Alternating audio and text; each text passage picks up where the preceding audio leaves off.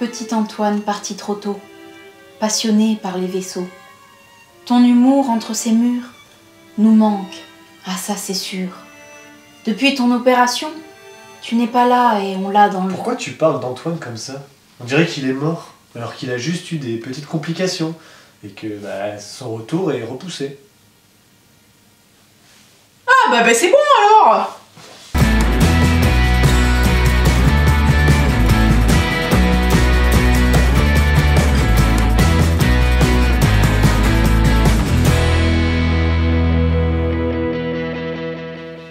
Coucou YouTube et coucou Alex. Salut. Et non, toujours pas de Antoine, ne vous en faites pas, il n'est pas mort, comme le dit si bien Alex, il a juste, il n'est pas encore là, voilà, il reviendra, vous en faites pas, peut-être la semaine prochaine, on l'espère. Nous par contre, à partir de la semaine prochaine, avec Alex, on ne sera pas là pendant 2 semaines, on revient fin avril, et oui, vive les vacances à un moment, voilà, c'est à notre tour. Sinon, on a...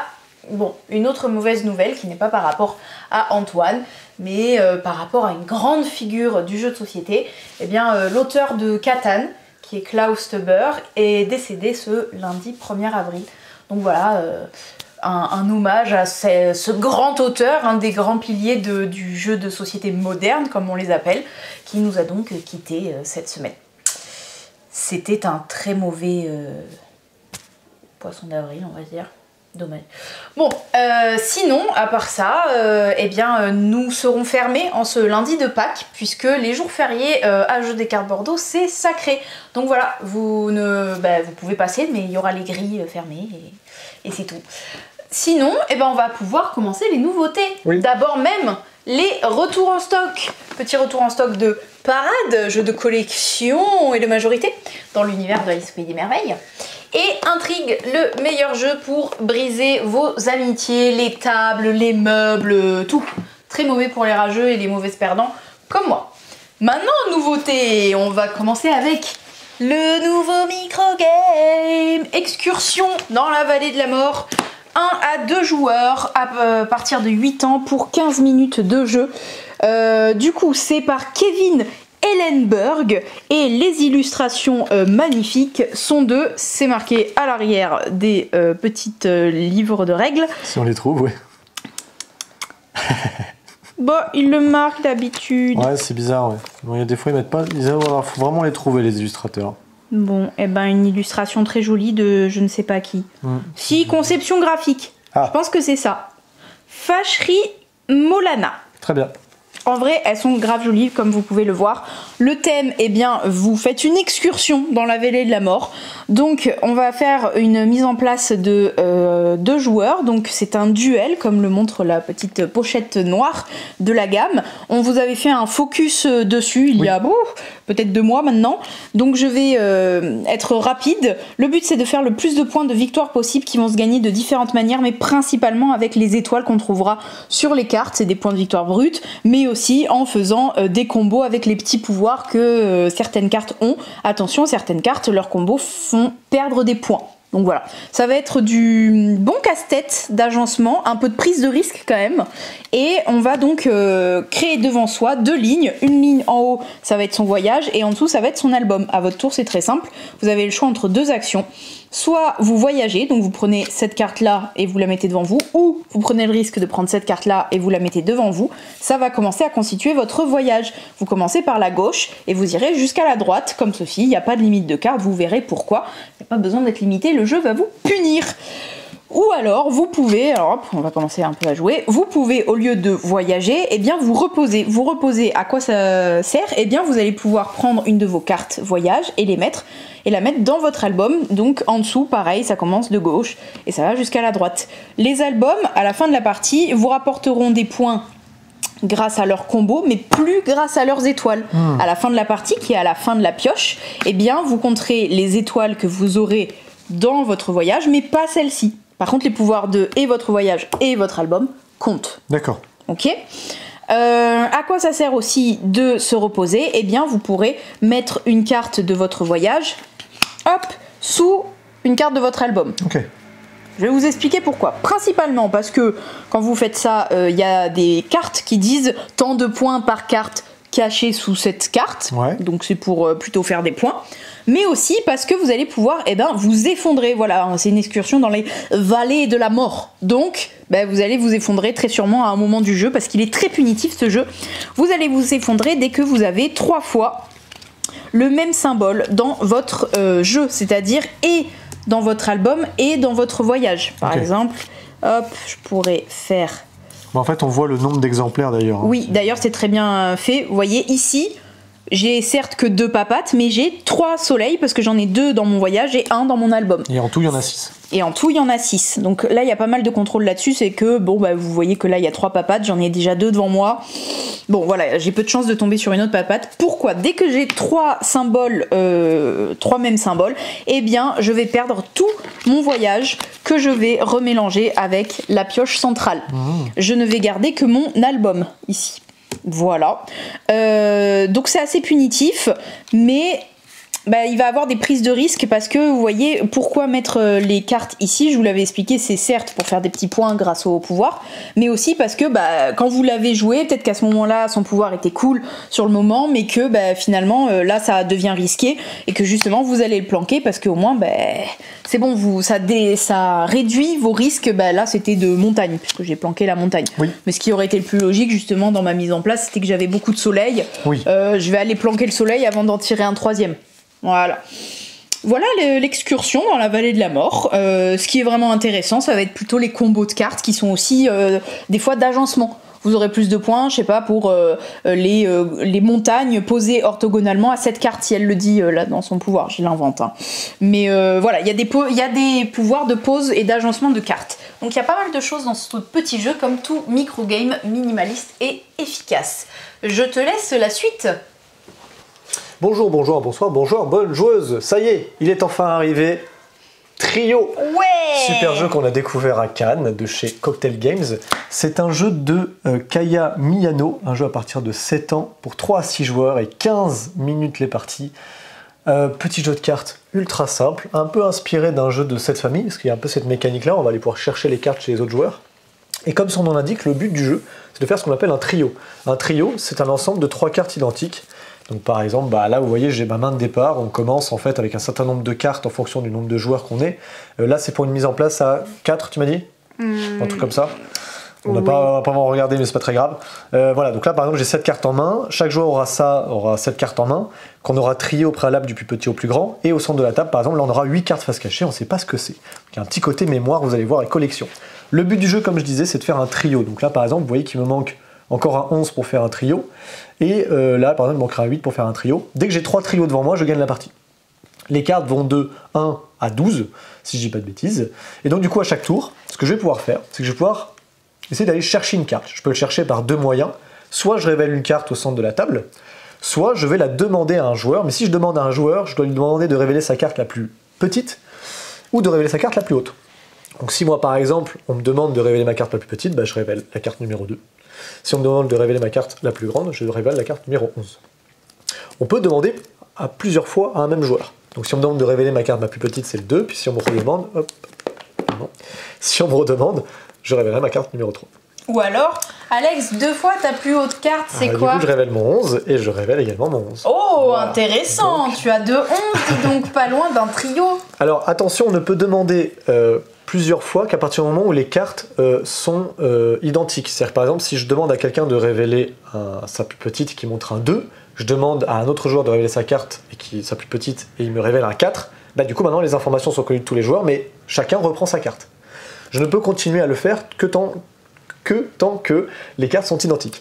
Donc admettons, je demande à Alice, montre-moi ta carte la plus haute, et révèle un 11. Dans ce cas-là, je peux révéler mes 2 11 d'un coup, et du coup récupérer son 11 et j'aurai un trio, tout simplement. Plutôt que de demander à quelqu'un qui l'a en main, je peux également aller regarder au centre de la table. Je me dis, bon Alice, montre-moi ta carte la plus petite, elle me révèle un 3, ok, je vais aller révéler ceci par exemple. Ah non, c'est un 12, du coup ça faut s'en rappeler, parce que les autres joueurs vont se dire, un 12 ça tombe bien, j'en ai 2 en main. Donc hop, ça je le remets face cachée et Alice reprend sa carte en main. Je pourrais très bien, à un autre tour, dire, je révèle ça, Et puis tiens, bah, je vais aller révéler ça. Oh, puis allez, je vais révéler ça. Oh, Trio. Est-ce que c'était calculé, Alex? Pas du tout. Voilà, donc Trio, c'est un jeu extrêmement simple, mais on peut ajouter une petite variante qui va pimenter un peu vos parties. Plutôt que de faire 3 trios, vous allez devoir faire 2 trios, mais bien identiques, enfin bien spécifiques, pardon.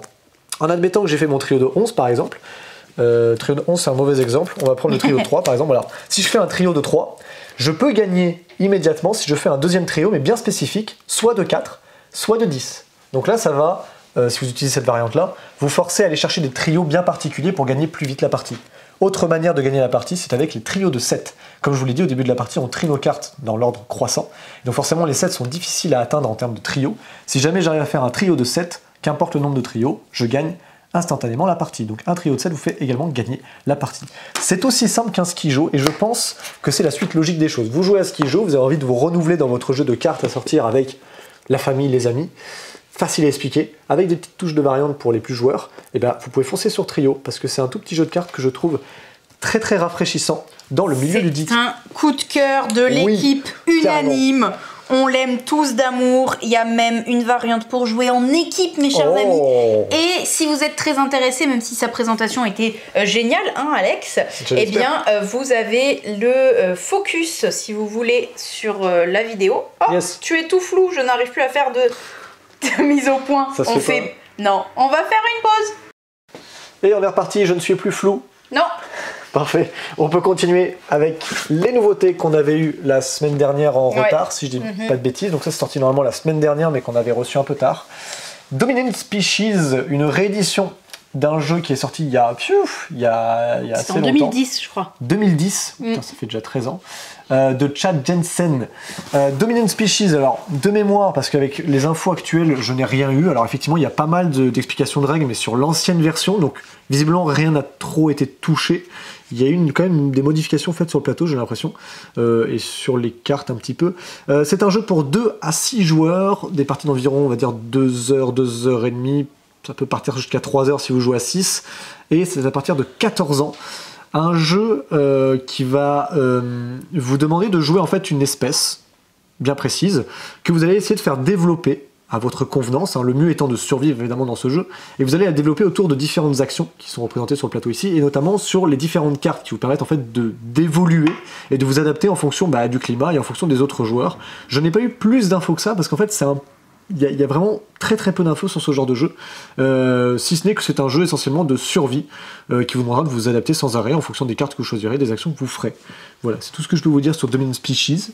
Il y a un petit côté Evo pour ceux qui ont connu, qui n'existe plus. Il y a un petit côté Évolution aussi de chez Funforge, qui est un jeu aussi pareil de survie où on essaye de jouer des carnivores et des herbivores.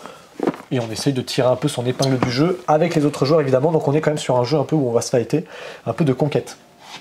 Sur New Eden de chez Schmidt, hop, ça c'est un jeu, alors si je dis pas de bêtises, Benjamin Schwer, il me semble que c'est l'auteur, ne bouge pas, ne bougez pas, il me semble que c'est l'auteur de Hadara, si je ne dis pas de bêtises, j'arriverai peut-être pas à le sortir, bougez pas, j'arrive. Il a pas préparé...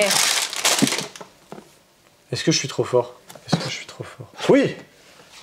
Hadara, Benjamin Schwer, voilà, c'était pas tout préparé. Ça pour ça. Oui, c'est bien mes moteurs d'Hadara, laissez-moi tranquille. Alors, New Eden, c'est un jeu, on va dire post-apocalyptique entre guillemets, je sais plus à quelle date on est ici, mais on vit maintenant sous l'océan. Sous l'océan. Ouais, maintenant vous l'avez en tête. On vit sous l'océan. On a notre petit plateau qui représente un petit peu notre station. Hein. Des fois, elle va avoir un curseur dans le vert, plutôt bon signe, dans le rouge, plutôt mauvais signe. Vous allez avoir une sorte d'engine building, de board building, puisqu'on a un petit tableau en fait qu'on va agrémenter de différentes cartes qui vont représenter un peu les profondeurs qu'on va explorer. Vous avez un jeu plutôt d'enchères déjà, et puis de gestion de ressources quelque part, et de gestion de ce qu'on appelle des deeples, parce que c'est des meeples qui vont sous l'eau, donc c'est des deeples. Ici, c'est un jeu qui va durer 3 manches, parce qu'en fait, on a des cartes ici numérotées de 1 à 3, et au début, on va jouer les cartes numéro 1, puis après les cartes numéro 2, puis après les cartes numéro 3. À la fin des 3 manches, celui qui a le plus de points l'emporte. Les points sont essentiellement sur les cartes, et durant la partie, vous allez pouvoir en gagner également. Chaque manche va être divisée en 2 phases. Il y a une première phase où en fait, on va acquérir des cartes en payant tout simplement le coût, et ces coûts-là vont impacter notamment votre surcharge de chaleur en fait dans le vaisseau. Et ensuite la deuxième phase, c'est plutôt une phase d'enchère, parce qu'en fait une fois qu'on a acquis nos cartes, et un petit peu d'argent éventuellement, on va pouvoir également faire des actions de déplacer nos DeepL dans les océans pour activer nos cartes, et on va essayer d'activer les cartes qu'on a achetées. Mais ces cartes-là, quand on les achète aux enchères.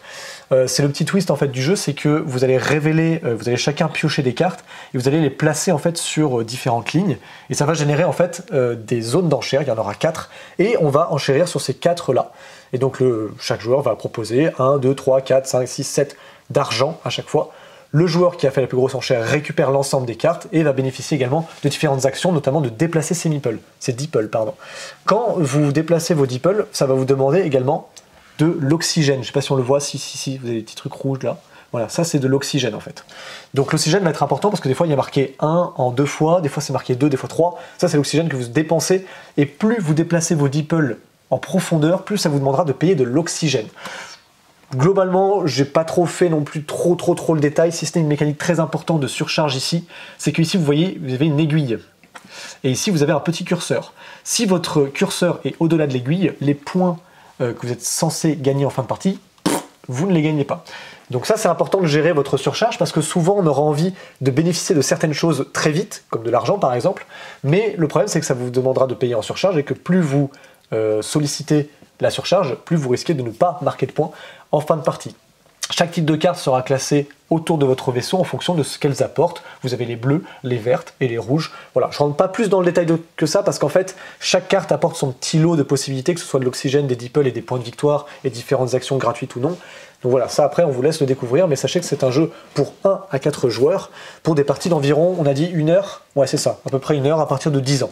C'est pas très compliqué, mais c'est un jeu qui va avoir une mécanique assez simple, d'achat de cartes et d'enchères, mais avec pas mal de rejouabilité, de possibilités à travers les cartes que vous achetez, et de construction de votre tableau en fait.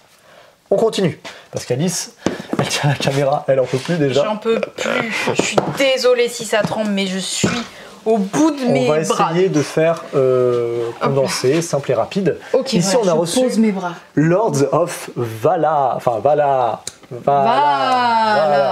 Lords of Vala, Dragonbound, un jeu à partir de 14 ans et plus. Alors moi j'ai trouvé que dans les mécaniques c'était plutôt 10-12 ans, ça allait. 1 à 4 joueurs pour des parties d'environ 1 heure. Assez bien fichu. J'ai regardé une vidéo de présentation par Légion du coup, parce que c'est eux qui distribuent ça en France. On est sur un jeu asymétrique, donc pour 1 à 4 joueurs, dans lequel vous jouerez soit un général parmi 2, soit un dragon parmi 2. Donc il y a toujours en fait 4 figurines sur le plateau. Elles sont belles, hein, et elles sont en couleur. Elles sont franchement très jolies. Chaque plateau du coup, vous en doutez, est asymétrique. En tout cas les dragons jouent différemment des généraux. Pour faire simple, les dragons, pour essayer de gagner des points de victoire, vont essayer d'annihiler un maximum d'unités. Eux, en fait, ils vont pas contrôler des territoires, ils vont pas recruter des gens, contrairement aux généraux. Ils vont essayer d'arriver sur des plateaux et de zigouiller tout le monde. Plus les dragons sont blessés, du moins pour un dragon, je sais pas trop rentrer dans le détail, mais il y a un dragon, plus vous le blessez, plus du coup, en fait, il va moins taper. Et on tape ici avec des jets de dés, trucs classiques qu'on retrouve dans beaucoup de jeux. Les généraux, eux, par contre, vont essayer de faire des actions pour se déplacer et essayer de conquérir des territoires, parce que c'est comme ça qu'on gagne des points de victoire. Les points de victoire, ce qui est cool, c'est que vous les cumulez sur votre plateau, et quand on attaque quelqu'un qui a des points de victoire, on peut, grâce à des blessures, en le blessant, lui voler des points de victoire. Donc ça, c'est intéressant. Les points de victoire vous serviront également à utiliser certaines cartes, des cartes un peu spéciales, vous les utilisez, c'est-à-dire qu'en fait vous utilisez un point de victoire, vous le retournez de façon à indiquer que vous utilisez la carte.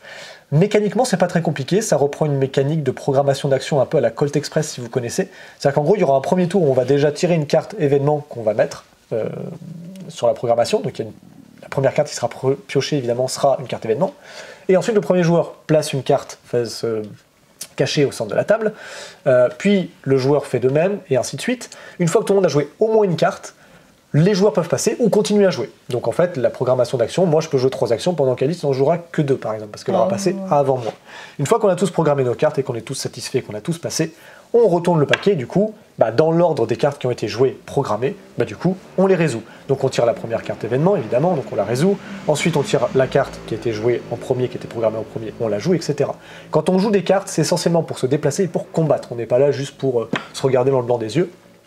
Autre particularité dans les mécaniques de jeu, ce qui est assez chouette, c'est que pour les généraux, quand vous contrôlez des zones de lieux spécifiques, vous allez pouvoir recruter sur le côté des cartes qui sont propres au lieu. C'est-à-dire par exemple si je contrôle la vallée de Bluduc, et ben la fameuse vallée de Bluduc, si je la contrôle, en fait j'ai une carte qui me dit bah vous contrôlez par exemple la vallée de Bluduc, donc vous avez accès au bateau du capitaine Bluduc. Aucune idée. Et donc du coup cette carte là elle est propre au personnage qui contrôle ce lieu-là. Et donc forcément au bout d'un moment, comme dans beaucoup de jeux de conquête un peu comme Kemet, vous êtes un peu acculé comme ça et vous êtes un peu bloqué, vous dites bah super j'ai des points de victoire mais ils sont où les autres? Ah, ils sont chez lui. Ok, bah, je vais aller chez lui, je vais les égouiller. On va forcément, au bout d'un moment, se taper dessus pour voler les points de victoire des autres, pour leur empêcher de contrôler des lieux, pour éviter qu'ils activent des trop fortes cartes. Après, évidemment, comme ça va être asymétrique, bah, y a plein de subtilités que je ne vais pas rentrer dedans, parce que sinon, bah, j'en ai pour des plombes. Mais en tout cas... Mes bras vont pas tenir. Voilà, et pour que les bras d'Alice ne tremblent pas trop, tout ça pour vous dire que c'est un jeu plutôt asymétrique, de conquête, assez novateur dans sa manière de... utiliser les points de victoire que vous gagnez. Et ça, je trouve ça assez pertinent. Voilà, je pense qu'on va passer à la suite. Waf waf. Dog Park de Lottie et Jack Hazel ou Harel. Je pense que c'est un Z, mais il y a une barre chelou. J'aime pas cette police d'écriture. Par contre, c'est très joliment illustré par Holly Exley, Dan May et Kate Avery. C'est localisé par les Lucky Duck Games et c'est un jeu qu'on va dire à un cousin très éloigné du Wingspan pour 1 à 4 joueurs à partir de 10 ans et pour 40 minutes à 1h30 de partie. Dog Park, qu'est-ce que vous allez faire? Eh ben, vous allez embaucher, enfin on n'embauche pas des chiens, mais adopter en fait des chiens dans votre chenil pour gagner le plus d'influence possible, qui sont en fait les points de victoire, hein, tout simplement. Et vous allez les acheter, non, enfin si, c'est des chiens de race, donc techniquement vous les achetez, hein, faut pas être faire l'innocent là, mais vous allez les acheter en fonction de leur à quel point ils sont en vogue en ce moment. Ça, c'est des objectifs, en gros, qui vont changer à chaque partie. Donc, les bergers ou les choses comme ça, enfin, les chiens de chasse, par exemple, vaudront pas autant de points dans une autre partie, ils seront peut-être plus rentables, etc. C'est-à-dire que là, tout ce qui est là-haut, c'est plus rentable que ce qui est en bas. Hein, c'est classé.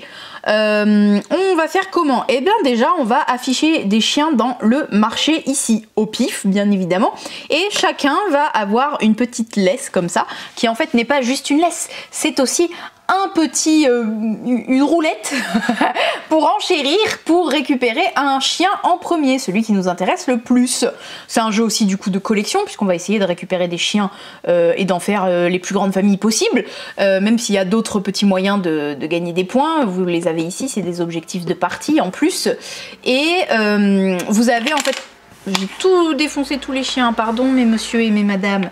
Vous avez en fait un certain nombre de points de victoire en début de partie qui est aussi votre monnaie d'enchère. Oui. Vous enchérissez avec vos points de victoire. Donc par exemple, moi je veux me servir en tout premier dans les chiens en cours parce que je ne sais pas, il y a un corgi dans le lot et les corgis c'est genre mon chien favori de ma vie.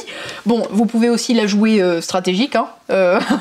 Mais bon, moi je vais surtout essayer de l'avoir parce qu'il est beau. Et ben je vais miser 4 secrètement, bien évidemment. Tout le monde met sa laisse face cachée, puis quand on a tous enchéri, on révèle. Celui qui a la plus haute valeur, et ben se sert en premier dans le parc, le chenil on va dire, et l'autre, etc., jusqu'à ce qu'il n'y ait plus de chiens. Et vous perdez ce nombre-là de points de victoire sur votre piste. Voilà, donc à gérer, vraiment rien que cette mécanique est intéressante, je trouve que tes points de victoire, c'est aussi ceux qui vont te permettre d'acheter les chiens qui vont te rapporter des points de victoire. Une fois qu'on a fait cette phase d'enchère, on va partir en balade, ou pas. Donc vous allez mettre les chiens que vous avez embauchés, achetés... Acquis. Acquis, ah c'est bien. Acquis, ici au début, c'est-à-dire pas sur votre plateau, parce que sur votre plateau, c'est ceux que vous allez amener en balade. Vous ne pouvez en amener que 3, par 3. Donc si vous voulez les emmener en balade, vous allez devoir payer ces ressources-là, qui sont marquées ici. Donc lui, il veut un pouic-pouic et un petit nonos. Lui, il veut un bout de bois et un nonos. Et lui, bon, il est pas chiant, il veut juste un bout de bois. En même temps, c'est un berger allemand. Ils sont géniaux, les bergers allemands, je les adore. Du coup, vous payez les ressources si vous les avez et vous les mettez sur votre plateau de balade. Voilà, eux, ils ont le droit de se faire balader. Les autres, ils n'ont pas le droit, soit parce que vous n'avez pas les ressources, soit parce qu'ils vous intéressent pas à balader, soit parce que vous êtes des méchants qui négligent leurs chiens. Et une fois qu'on a choisi qui on va balader, eh ben, on va se mettre sur le plateau ici avec nos magnifiques pions de promeneurs et promeneuses. Tadam, ils sont trop beaux. Et on va avancer chacun notre tour. Donc, je sais plus l'ordre d'avancement. Je crois que c'est le gars le plus en arrière. Ah oui, c'est ça. C'est comme Parks. C'est comme Parks et Tokaido. C'est que vous avancez, vous pouvez être que tout seul sur un lieu, mais vous pouvez pas reculer. Donc vous, comme Par contre, Parks, t'avances que jusqu'à 4 cases en fait. Voilà, vous avez quand même une limite, vous pouvez pas aller jusque là-bas, mais surtout vous pouvez pas reculer. Donc vous avez ce dilemme de avancer petit à petit pour récupérer des ressources qui du coup vous serviront à aller balader vos chiens les prochains tours. Donc vous les récupérez en fonction des chiens que vous avez déjà vous récupérés devant vous et que vous voudrez promener plus tard. Mais aussi récupérer des points de victoire purs, vous pouvez échanger des cartes de vos chiens qui sont pas en promenade contre des chiens du marché au cas où, des choses comme ça. Sachant qu'il y a des chiens qui ont des pouvoirs à certains moments, c'est marqué très clairement, il y a marqué là en gras promenade, là c'est décompte final, donc voilà, c'est pour ça que des fois vous pouvez faire des choix d'aller promener ce chien là, parce qu'il a un pouvoir intéressant, genre quand il prend un pouic il en gagne un de plus par exemple, des choses comme ça, pour ça que ça fait un peu combo à la Wingspan, vous choisissez qui vous faites balader pour plein de raisons différentes qui sont toutes un peu interconnectées, les ressources qui vont les balader plus tard, les points de victoire qui vont être votre ressource pour enchérir, pour acheter des nouveaux chiens, les objectifs qu'on a eu en début de partie. Les objectifs en début de partie qui sont secrets en plus de ceux qui sont révélés. Enfin, vous en avez plein. Vous avez en plus, ça c'est le petit plus, quand vous vous baladez, vous pouvez soit décider de monter, soit décider de rester là. Sachant que le premier arrivé va gagner des points, le deuxième un peu moins de points, etc. Donc là aussi, il y a une pseudo-course. Donc déjà, rien que ça, je trouve ça hyper cool. Il y a plein de dilemmes partout et tous les gains et les actions que vous faites sont interconnectés. Une fois qu'on a baladé, du coup on enlève les chiens qui étaient en balade parce que c'est bon, ils ont fini, mais ils ont des petites laisses, enfin des petits colliers sur eux. Souvent ça aide pour les points de victoire à la fin, ils disent plus il y a de colliers sur tel chien, plus ça fait de points de victoire, donc vous avez envie de le balader plein de fois, mais du coup il y en a que vous allez négliger puisque vous pouvez les balader que 3 par 3. Et justement à la fin de la balade, on va enlever des points de victoire en fonction de combien de chiens vous avez négligé. C'est ça. Parce que voilà, c'est pas cool. S'il y en a jamais qui sont baladés, c'est pas cool quoi. Bah ouais, c'est ça, mais de toute façon, il faut tous les balader, ok. Vous avez des chiens, faut l'assumer. Bref, maintenant que j'ai fait ma leçon de morale canine, je crois que j'ai dit à peu près tout. Il y a les petits plus là de ces porte-ressources, est-ce qu'ils sont pas magnificaux? Voilà, avec les fameux petits pouic. Et oui, ça c'est pas une version pledge, Kickstarter, c'est vraiment genre, c'était un Kickstarter ce jeu, mais ça c'est la version qu'on a en boutique. Donc... Je précise juste que le jeu se déroule en 4 manches, et à la fin des 4 manches, c'est la fin de la partie. C'est tout. À chaque manche, il y a un événement qui s'applique à différentes phases, voilà, qui est révélé. On révèle un événement et il s'appliquera à telle phase ou à telle autre. Voilà. Bah, c'est cool, c'est encore plus cool. Merci d'avoir précisé ça. Donc vous voyez, moi c'est ce que j'adore dans Dog Park, en plus de tous les chiens, qui en plus ont une petite ligne en dessous qui donne des infos. Ah, le Shiba Inu. Bon, ça c'est ma petite sélection personnelle de chiens que j'adore. Vous allez peut-être remarquer que j'aime beaucoup les bergers. On a énormément de bergers. T'as pas mis de berger australien? Mais bien sûr que si, j'ai mis un berger australien. Ah oui. Le chien du café de notre voisine, c'est une bergère australienne. Un berger australien mais féminin qui s'appelle Frida et qui vient tout le temps dans la boutique. Et vous en fichez de cette anecdote, mais je l'aime de tout mon cœur et c'est un berger australien. Et on continue avec les jeux pour enfants, ou du moins pour les jeux smart pour le coup, parce qu'ici on a reçu plein de jeux smart. Je crois que c'est les 2 grosses nouveautés. Et il y a le petit IQ Twins là-bas. D'accord, il y a un petit IQ qu'on a reçu aussi. Là, je vous présente vraiment les 2 grosses nouveautés de chez Smart. Il y en aura plein d'autres durant l'année qui vont arriver. Là, c'est Safari Photo. Safari Photo, c'est à partir de 3 ans. Donc, les Smart, pour ceux qui ne connaissent pas, c'est une gamme en fait de jeux de logique qui commence à partir de 3 ans et qui va jusqu'à 8, jusqu'à 99 ans, comme ils mettent sur les boîtes souvent. C'est des jeux en fait de casse-tête où vous aurez des choses à résoudre. Là, c'est à partir de 3 ans. Donc je devrais vraiment pouvoir y arriver. Tous les smarts sont bien conçus parce qu'à chaque fois vous avez des starters. Et les starters, enfin du moins des niveaux. Et les niveaux, ils commencent par facile. Et puis une fois que vous avez fait tous les faciles, vous passez au moyen. Et puis dès que vous avez fait le moyen, vous passez au difficile. Et puis le difficile, après c'est l'extrême. Master. Je vais peut-être pas faire un master quand même pour l'exemple. Ouais, non, tu vas te planter. Safari Photo, du coup on a un super matos avec des petits rails et tout, des petits animaux. Un petit éléphant, un petit lion, 2 petites girafes. Et là, après, il y a plein de décors. Et en fait, ils n'ont pas tout à fait des socles identiques. Et en fait, il y a des endroits où les animaux ne peuvent pas passer. Par exemple, le lion, il ne peut pas aller dans l'eau. Il n'a pas le droit. Mais l'éléphant, lui, il peut. Il peut aller dans l'eau. Voilà. Et en fait, les défis, ça va être essentiellement ça. Ça va être de reproduire ce qui est demandé. Là, par exemple, Premier défi, vous voyez, bah, le but c'est d'envoyer l'éléphant ici, comme ça, je sais pas si on voit bien, mais l'éléphant, il est bien passé sous.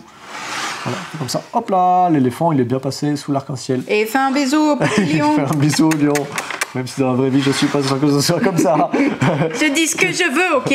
Si je prends celui-ci par exemple, bah, là c'est compliqué. Il faut que le lion soit sous l'arc-en-ciel, mais la girafe doit être sur le côté. Alors bon, du coup il faut que je mette le lion, compliqué, il faut que je le mette comme ça. Et la petite girafe, je sais pas, comme ça. Ouais, ça me paraît pas mal. C'est pas ça. Si. Bon. Tu galères déjà. Mais non, je galère pas, c'est pour vous montrer. Voilà. Donc voilà, petit défi très cool. Non mais attends, ce qui est génial, c'est que chaque animal a des endroits où il peut pas passer. C'est ça je le l'ai truc. montré. Alors lui, par exemple, il est. Il est trop gros. Oui, bon. Bah c'est un fait, hein. Les éléphants c'est pas mince. Lui, il peut pas se mettre caché dans les fougères. Il est trop gros, il peut pas. Le lion, il peut pas passer dans l'eau parce que c'est un chat et il aime pas l'eau. Les girafes. Les girafes, hop, la girafe, elle peut pas aller. Ils peuvent pas se dire, hé Michel, qu'est-ce que tu fais? Il peut pas non plus passer le. Et il peut pas passer évidemment l'arc-en-ciel. Et l'éléphant, je crois qu'il peut pas passer. Ni les rochers, les rochers, il peut pas. Même si le lion est, il peut pas. De toute façon, là, il peut pas. Du coup, ça fait une sorte de petit taquin à moitié puisque il va falloir pousser les animaux pour laisser le passage aux autres. Tout à fait. Hop là. Oui. Graou. Oh non, au secours, Graou. Parce qu'ils ont compris le concept du jeu. On passe à la suite. On passe à la suite. Oh, Chat tourne en rond. Chat tourne en rond, c'est un jeu aussi dans la gamme de Smart Games. On reste dans le casse-tête. Plus dur. Là, oui, un peu plus difficile quand même celui-ci. D'ailleurs, j'étais sur le 13, j'ai pas réussi du tout. Mais pour vous expliquer, on va regarder le premier niveau. Le premier niveau ici, il vous indique donc en combien de déplacements vous êtes autorisé à le réussir. Donc 4, c'est le premier niveau. Non, c'est pas autorisé, c'est le max. Bon, c'est l'objectif. Si tu veux, l'objectif. Donc en 4 coups, normalement, on est censé pouvoir le faire. Au minimum. Au début, il vous indique les étapes. Donc, première étape, il faut que je bouge celui-là, puis après celui-là, puis après celui-là, puis après celui-là. Je vais vous montrer ici. Voilà, donc Alice vous montre. Là, on a le chat blanc qui est là, le chat gris, il est ici. Hop, on a bien au début, donc le chat orange, on va le mettre hop, là où il est censé être, donc c'est-à-dire là. Je regarde juste le plan, je me réfère juste au plan. Hop. Oui, ça vous dit la mise en place de départ. On a celui-ci à mettre comme ça, on a le... Hop, je sais même pas comment ça va. Voilà, comme ça. Attention, t'es filmé. Hein. Oh punaise. Attends, hop, c'est juste la mise en place là. J'ai même pas encore commencé. Alors voilà, ça c'est la mise en place comme indiqué. Ensuite, on me dit en 1, il faut que je déplace celui-ci. Bon, celui-ci, je vais le déplacer et hop, je mets le chat en carton. Parce que le but quand même, c'est de mettre les chats dans les cartons ou les cartons dans les chats. Bref. Vous allez ensuite déplacer. Donc celui-ci doit se déplacer. Je vais mettre ça comme ça. Hop. Ça marche. Il a disparu. Là, celui-là, par exemple, je le décale. Fout, plus de chat. Et lui, ensuite, hop, je le mets comme ça. Oh, t'es trop fort. J'ai réussi le premier niveau. Et comme j'ai dit tout à l'heure, on commence sur les starters, puis on arrive là. Et vous voyez, au fur et à mesure, là, il donne plus. Hein. Là, les chiffres, ils donnent plus. Il n'y a plus de trucs. Ah, et le truc, c'est que vous pouvez jamais mettre une tuile sur le côté. Ah, bah bien sûr. Pour déplacer les autres. Ça, c'est le truc. Pareil, c'est un peu interdit. taquin à moitié, c'est-à-dire que vous faites casse-tête avec ce que vous avez. Je prends une pièce et sans décaler les autres, je suis obligé de la repositionner. Alors des fois, j'ai le droit de m'en servir, pas forcément pour finir directement le... Et mesurer quoi. Voilà, mais juste pour me dire, ok, je vais faire ça comme ça. Pour l'instant, lui, je le mets sur le côté et après, voilà. Mais il doit toujours rester disponible là sur le bloc. Donc ça, c'est les deux nouveaux de chez Smart qu'on a reçus, plus le IQ. Qui est là-bas quand même, je le montre vite fait. Vas-y, voilà, c'est celui-ci, le IQ Twins. Voilà. Et ensuite, on a reçu, alors c'est plus chez Smart, on a reçu les petits explorateurs. Cette petite boîte-là. Un jeu à partir de 6 ans jusqu'à 10 ans, je pense, pour la réflexion. Après, on passe sur du unlock. 20 minutes de partie pour 1 à 8 joueurs. Un jeu de l'escape immersif, exactement. Qu'est-ce qu'on a à dire là-dessus? Oui, en fait, vous avez besoin d'une application pour jouer à ça. Il y a une petite application. Et vous aurez notamment des éléments qui sont propres à l'aventure, qui sont représentés sous forme de petites cartes qu'on va pouvoir justement scanner. Et d'abord, il faut les répartir dans toute la maison. Alors, oui. En gros, attends, c'est moi qui... Ah, pardon, ok, désolé. Oui. Okay. Allez, vas-y. Reprenons depuis le début, mes amis. Nous avons 3 aventures là-dedans. Nous avons une aventure futuriste de dino et de chasse au trésor de pirates, bien évidemment. Pour chaque aventure, vous aurez des petites invitations customisées en cohérence avec le thème, voilà, que vous allez pouvoir donner aux petits copains et copines pour les inviter à faire une escape à la maison, parce que tout ça se fait dans la petite maison de chez vous, quoi, dans votre maison à vous, là où vous habitez. Et donc vous choisissez votre thème et vous allez donc choisir la carte globale qui correspond au thème. Donc dans cet exemple, c'est l'aventure pirate. Vous allez récupérer, vous organisateurs, organisatrices, les petites cartes d'indices qui vont avec ce scénario, et vous allez aussi construire un petit coffre en carton papier où en fait c'est un peu le coffre au trésor de la fin de partie quand ils ont tout gagné. Bonbons, voilà, ça ressemble à ça, et dedans vous pouvez y mettre des bonbons si vous voulez, de l'argent si vous, voilà, ce que vous faites, ce que vous voulez, mais c'est un peu genre la récompense pour les enfants quand ils ont réussi l'escape. Et donc les petites cartes comme ça qui sont des indices, vous allez les planquer dans votre maison. Oui, la maison où vous habitez.